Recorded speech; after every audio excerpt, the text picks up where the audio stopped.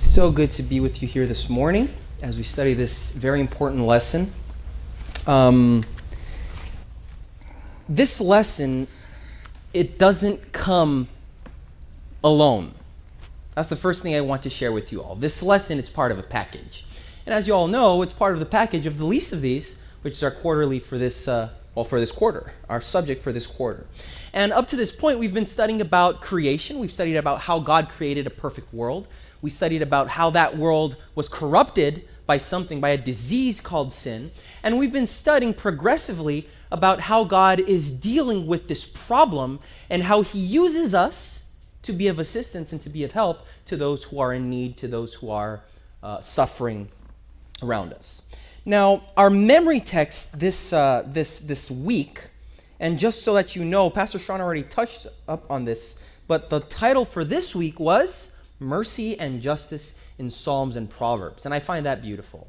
The memory text comes from Psalm 82, 3 and 4 that says, "Defend the poor and the fatherless, do justice to the afflicted and needy, deliver the poor and needy, free them from the hand of the wicked." Now, that being said, I'd like to tell you that at least for myself, I don't know about you, but at least for me, these two words, justice and mercy, they present to me a kind of conundrum. Because if you think about it in a certain way, justice can be seen as the opposite of mercy to many people. What is just? What is justice? Well, when someone says, well, that's just, that's fair, that means that was warranted. That was something that was expected. Justice is what I have by right?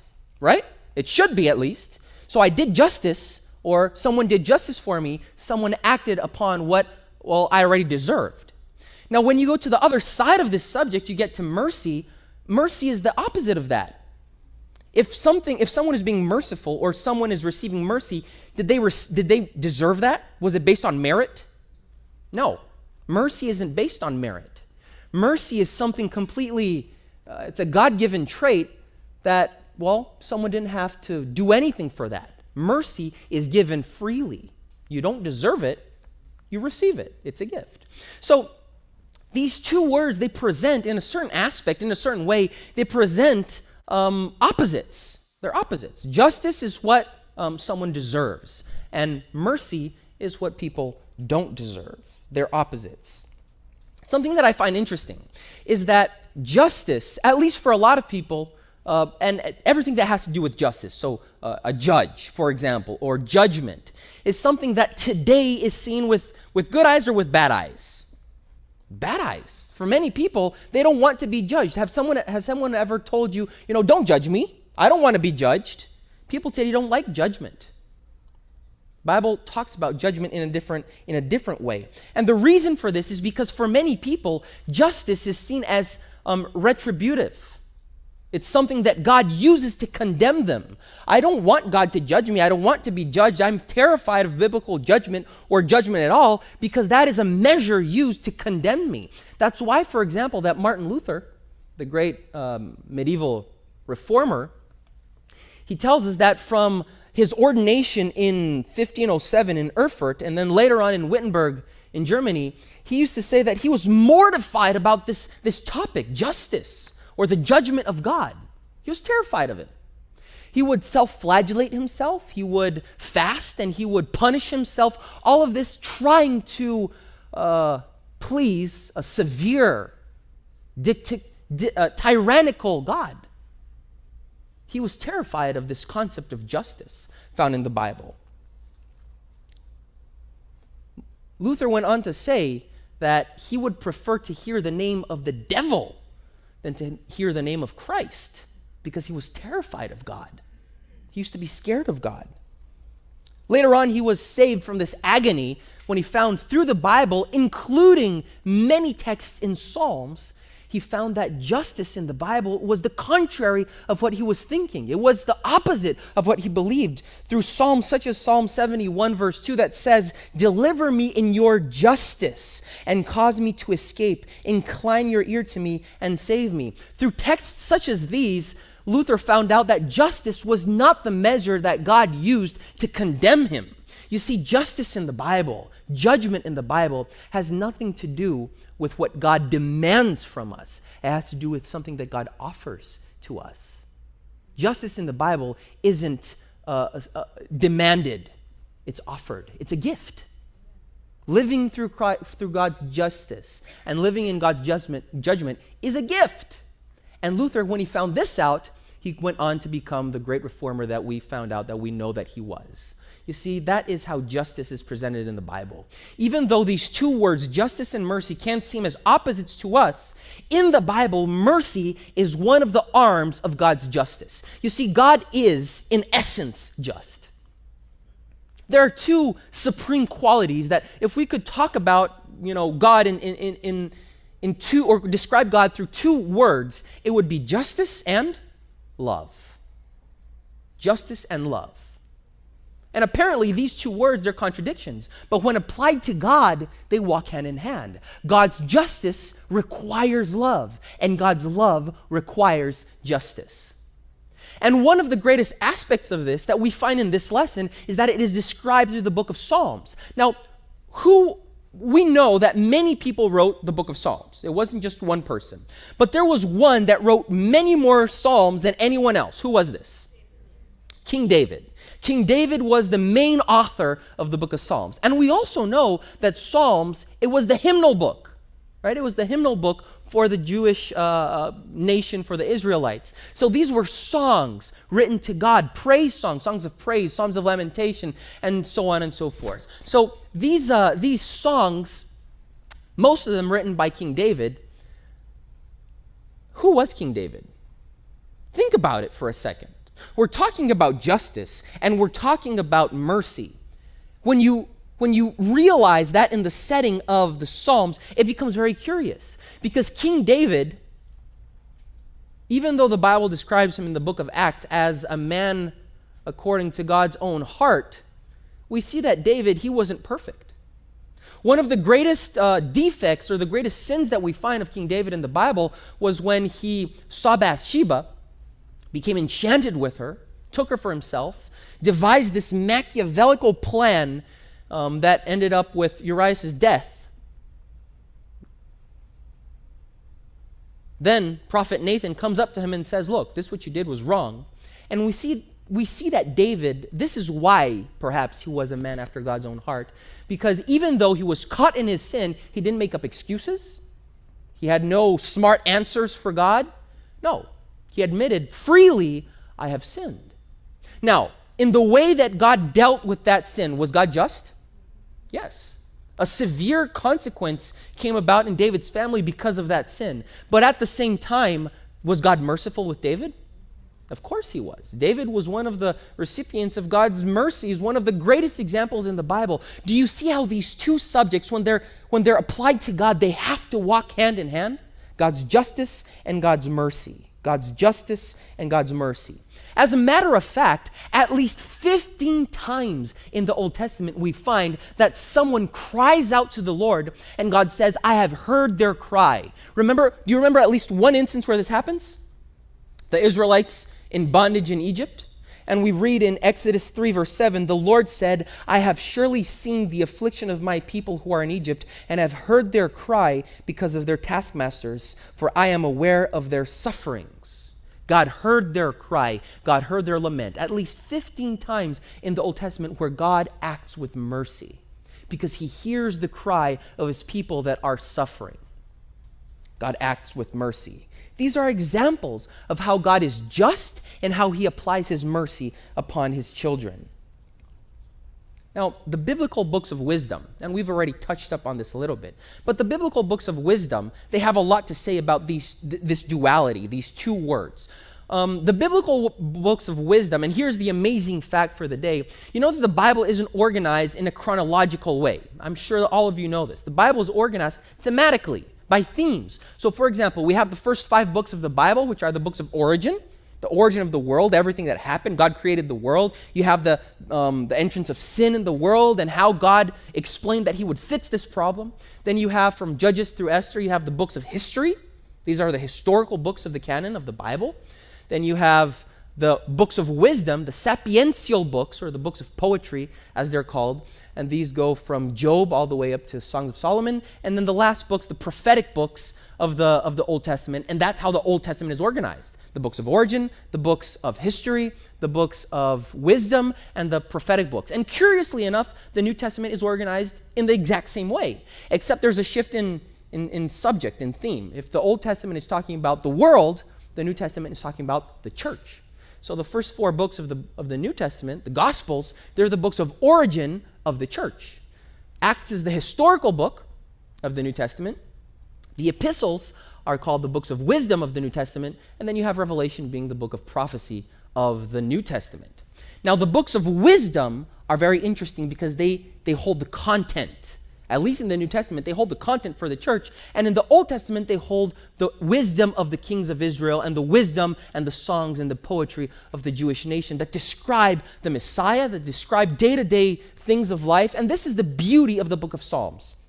You'll find that it goes all the way from the most day-to-day normal aspects of life all the way up to the most complicated, deep, and profound aspects of our religion, of the Messiah and what he was going to come to do and what they waited for. The biblical books of wisdom have much to say about the concept of justice and the concept of mercy.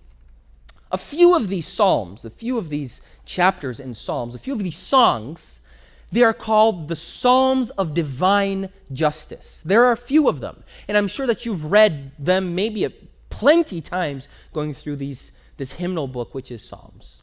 The Psalms of Divine Justice, where we often find this plea for God to apply his justice, for God to be merciful upon a given situation, diverse situations of life. In a very practical, day-to-day sense, justice is something that we often want. Right? We want fairness. We want justice. I remember many times when I was a child, maybe 3 or 4 years old, sometimes 6 or 7, and you know how siblings are sometimes, right? They're always fighting and squabbling, and arguing with each other. And many times when justice was done from the power above, our parents, I would say, that's not fair. Have you ever said that before? Maybe to siblings?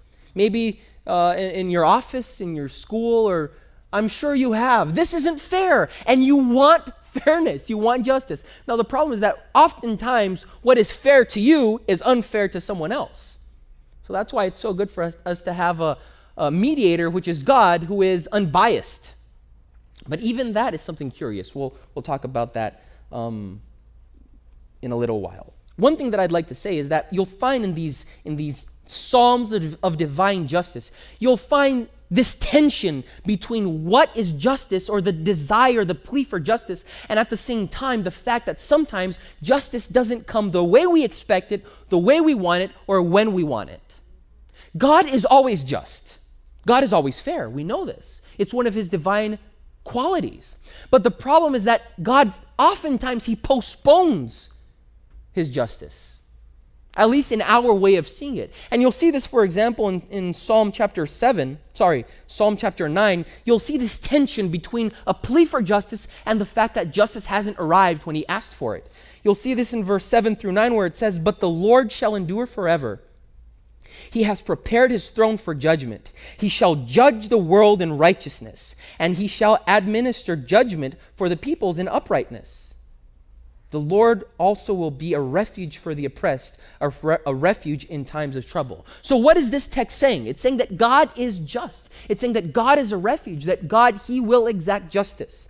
But at the same time, in the next part of the chapter, you find that there is wickedness, that bad things do happen, that unfair situations in life, they come about. And you'll see this, for example, in verse 13, it says, "Have mercy on me, O Lord. Consider my trouble from those who hate me, you who lift me up from the gates of death." And you go on reading and you see that David is saying, Lord, I know that you're a refuge. I know that you are just. And I know that you will bring justice for my cause. But Lord, look at what's happening. I'm having troubles. I'm surrounded by these pains and afflictions. Lord, please judge me fairly. Please save me from these iniquities. We live in a world of corruption. We know this. All around us. We don't have to go very far to see that we live in a world of corruption, in a world of injustice, in a world of sin. Not long ago, a few years ago actually, I'm from Brazil, and Brazil is going through a very difficult political period right now.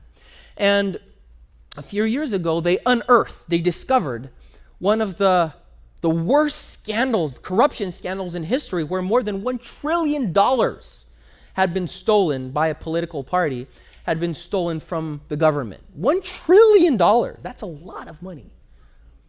We live in a world of corruption, in a world of sin. And it seems many times that the better you are, the more you suffer. And it seems that the wicked people, those who act deceitfully, those who are corrupt, it seems many times that they are the ones who prosper, that they are the ones who have it good. Have you ever thought about this? Sometimes it seems, Lord, I'm here, I'm trying my best to do the best. I'm trying my best to follow your path and to walk in your footsteps. And Lord, it seems that the more I do that, the more I suffer, the more I lose.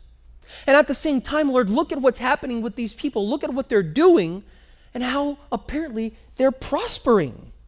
This is a plea of Psalm chapter 82. Psalm chapter 82, verse 2, you hear David crying out to God and saying, how long will you judge unjustly and show partiality to the wicked? This is, apparently some people would assume that this is David talking about God. Lord, how long will you judge unjustly? Can God judge unjustly? Of course not. So in this text, we find that the call of Psalm 82 isn't only to God, but it's to these leaders who are corrupt. David is saying, look, you are being corrupt. Can't you change your ways? And this is an anthem in the book of Psalms. In Psalm chapter 73, verse 3 and 9, we find a similar request that David makes to God, where he says, Psalm 73, verse 3 through 9, that tells us, for I was envious of the boastful when I saw the prosperity of the wicked, for there are no pangs in their death, but their strength is firm. They are not in trouble as other men. Nor are they plagued like other men. Therefore pride serves as their necklace. Violence covers them like a garment. And David goes on describing these wicked that prosper. And finally, we arrive in chapter 82 where he just said, look, how long will you be like this? How long will you judge unjustly? How long will you be corrupt? Can you see that this isn't anything new? It's not from our days that people are like this, that the world is like this. It's not from our time. The world is unjust. In the days of David, in the days of the prophets and the kings of Israel, we find that Israel would go deeper and deeper into sin. The kingdom of the north in Israel, when you read the books of Chronicles and Kings, you find that not one of the Israelite kings, not one of them in the kingdom of the north was good. The Bible describes them as they continuously doing what was wrong in the eyes of the Lord and walking in the footsteps of their fathers. Not one good king in the kingdom of the north. In Judah and Benjamin, in the kingdom of the south, you find a few good kings, but in the middle of corruption. You'll find one or another that comes along every few generations, and they try to fix the things that have happened, but it's too much to fix in one lifetime. This is not a new problem. This has been going on for a very, very long time. And because of this, not only were the kings and the leaders corrupt and unjust, not only did they treat their population unfairly, but the population, per their influence, became corrupt. People became corrupt. The nation became corrupt. And there was much suffering around them. Up to the point where, and I don't know if you know this, but from Babylon on, from the exile of Babylon on, with a small pause between the kingdoms of Greece and Rome, Israel was never free again. It always was subject to one power or another. For about 80 years between the rule of Greece and the rule of Rome, Israel was free. But other than that, always in bondage, always answering to someone above them, always. Psalm 82 is a call of desperation, where the psalmist, he is calling out, crying out, not only to God, for God to act, but also for the corrupt leaders to change, to turn from their ways and to act with justice. for them to act with mercy, for them to acknowledge God in their leadership. Look at what he says in chapter 82, verse 3 and 4. Please defend the poor and the fatherless. Do justice to the afflicted and needy. Deliver the poor and the needy and free them from the hand of the wicked. Here is David calling out, look, you who are corrupt, you who are unjust, stop it. Defend the cause of the poor. Defend the cause of the needy. You know, we live in a world today where people try to take matters into their own hands. We see many politicians, and I don't know how many of you, I've never been that interested, or I don't know much about politics. It's not my calling in life. But it's very difficult for you to see everything that's happening in not only in the country, but in the world around us. Several politicians promising so many things, promising justice, promising a better life, promising to better the world and better the nation. The promise is when you've been lied to so many times, you become skeptical. There are just so many promises out there for health and for finances and for safety, and this is something worldwide. The solution will not come through that.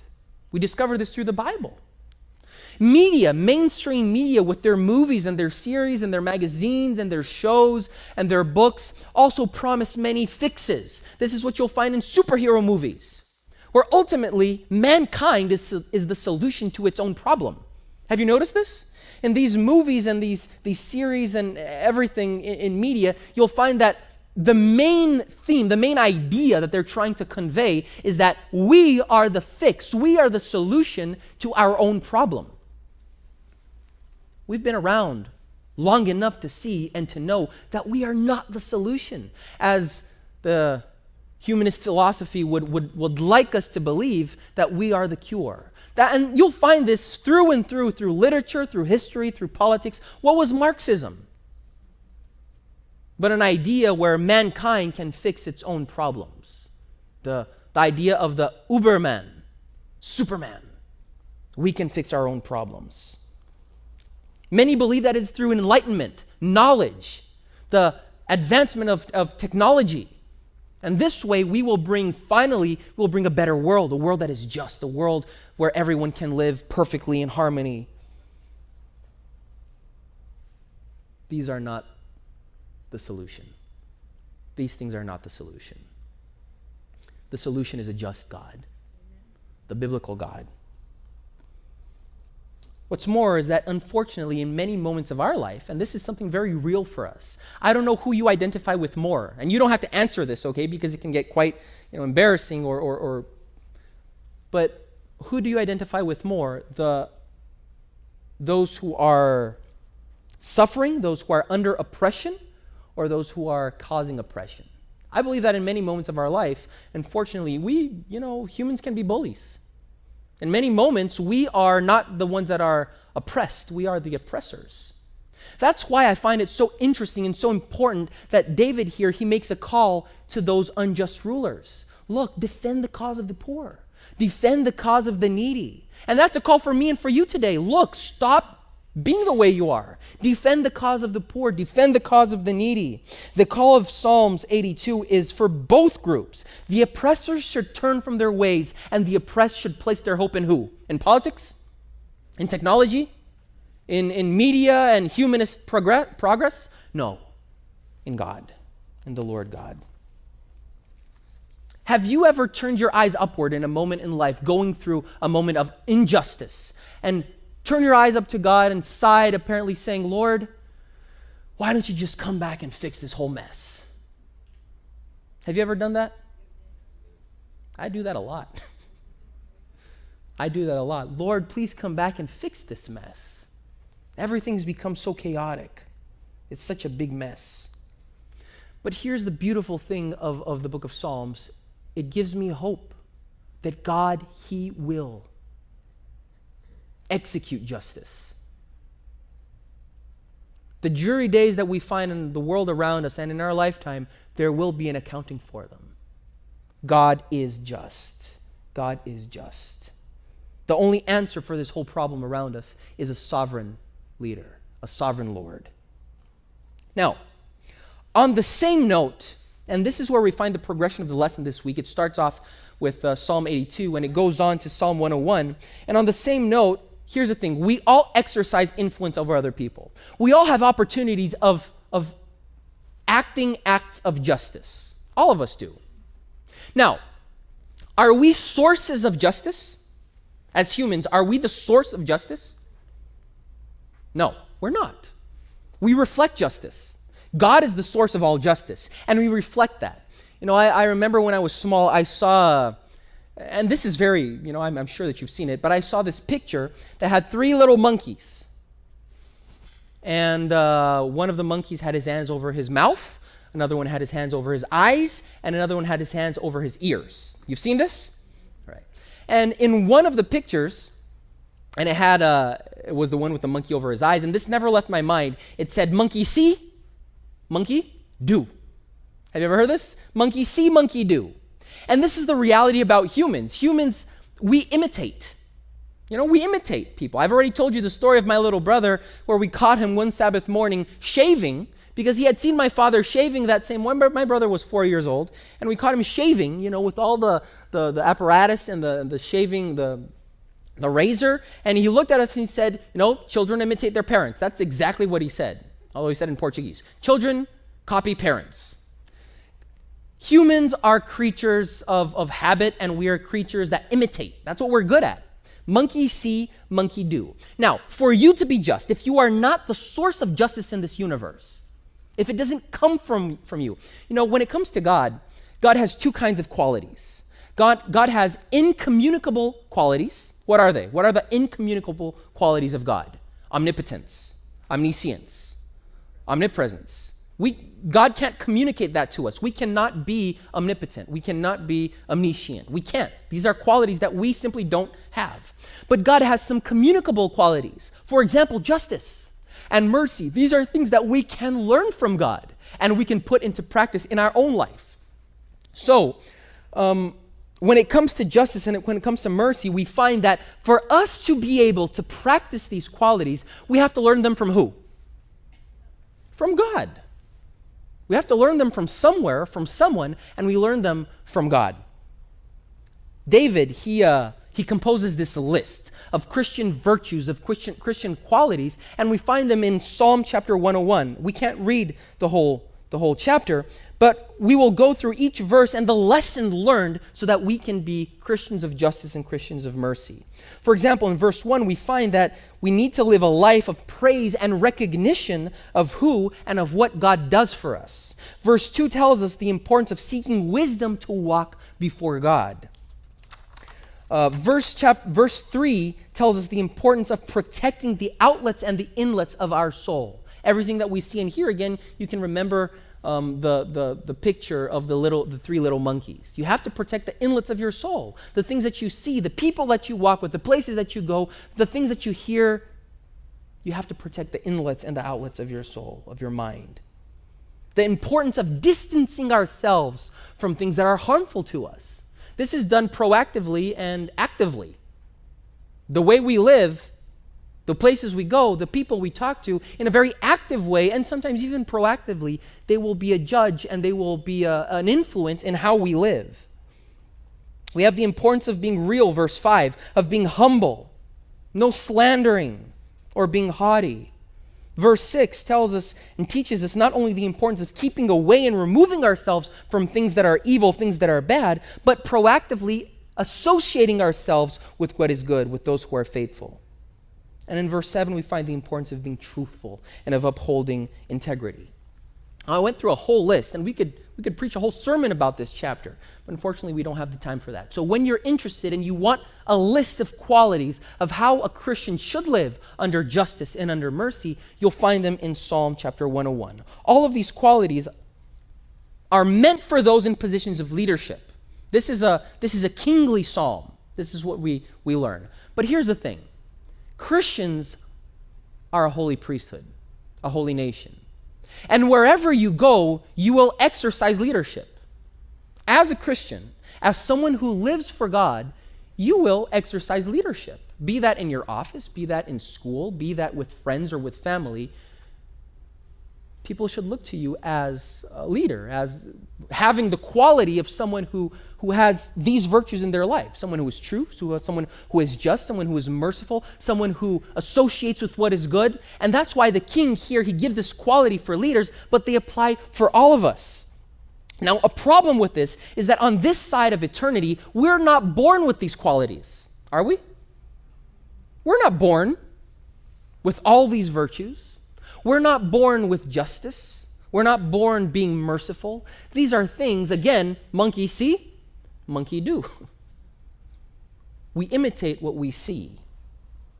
These are God-given qualities. And the question is, how do we acquire them? How do we become these things? How do we practice them? There's a story that's told of this man called John Henry Dunant. And John Henry Dunant, he was a young, brilliant Swiss banker. And in the year 1859, he was sent by his bank to the Austrian Alps, where Napoleon II was waging war against Austria. And Dunant went there with the objective of asking Napoleon for permission to start a new business venture in the country of Algeria. But when he got there, he saw the cannons blazing, he heard the muskets firing, he saw the wails of men being wounded and dying. That day, 15,000 men died. And that changed him. That changed this man. The scene broke his heart. He spent the entire night caring for the wounded along with the other volunteers, caring for the wounded, taking care of them. And he was never the same. Money simply didn't matter that much anymore to him. He went back to Europe, and he went from country to country meeting with state governors and with country presidents, and he was very eloquently making a cause for peace. This man, John Dunant, went on to found what we know today as the Red Cross International, and he received the first ever Nobel Peace Prize. The fact is that when he was confronted with the reality that the world wasn't what he thought it was, when he was confronted with the reality of those who were suffering, he couldn't remain the same. God gave him a purpose. Now, if he hadn't gone to the Austrian Alps, to the middle of that war, would anything have happened? I doubt it. He hadn't been confronted with that reality, with the need. You know, Jesus, there's a song that says that we have to go out of our comfort zone to see Jesus. We have to go out of our comfort zone because Jesus isn't in the comfort zone. Jesus is not in the comfort zone. That's hard for us. We like living with these shades over our eyes. Apparently everything is fine. No one is in need of mercy. There is no injustice around us. Everything's okay. That's our comfort zone. But just as John Dunant, sometimes we need to leave that comfort zone and be confronted with the reality that there are harsh realities in this world. There are horrible situations. You know, sometimes we have this idea, this crazy idea that God will use me, and bear with me, okay? Don't take out of context what I'm saying. Sometimes we have this crazy idea that God needs me to go to bless someone else. He needs me. The fact of the matter is that God is already exercising justice. God is already being merciful. He is already out there, out of the comfort zone, and he is acting. He doesn't need me.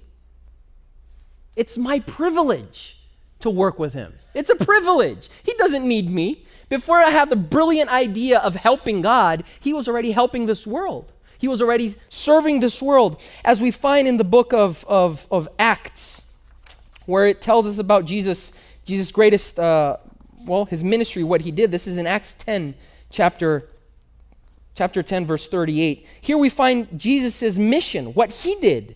It says, God anointed Jesus of Nazareth with the Holy Spirit and with power, who went about doing good and healing all who were oppressed by the devil. That is Christ's mission statement.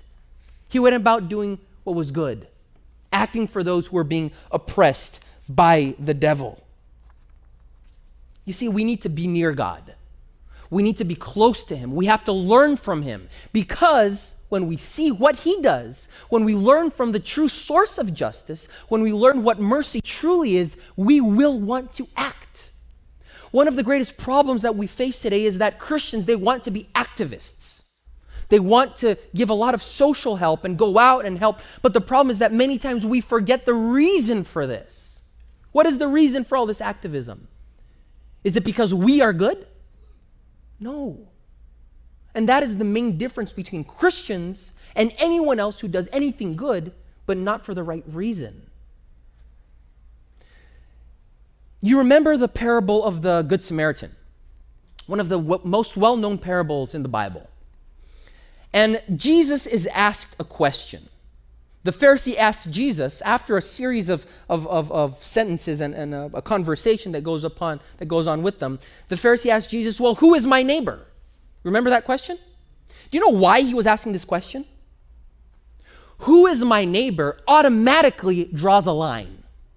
Because if someone is my neighbor, what does that mean? That someone isn't. So basically what the Pharisee was asking is, well, okay, Lord, well then who is my neighbor? Who will I treat with justice? Who will I have mercy on? And who can I forget? Who can I ignore? That's the nature of the question.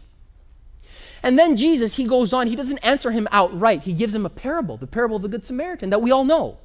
And at the end, Jesus asks him the same question, but with a little change. What does Jesus ask him? Whose neighbor was he? Do you see the difference? On the first question, on the Pharisee's question, the question is, who is my neighbor? And in Jesus' question is, well, whose neighbor was he? Was the Samaritan? And the answer that is invoked by the text is, everyone, anyone, all are I am the neighbor to all. The question isn't who is your neighbor, the question is, to whom are you the neighbor? That is the beauty of this message.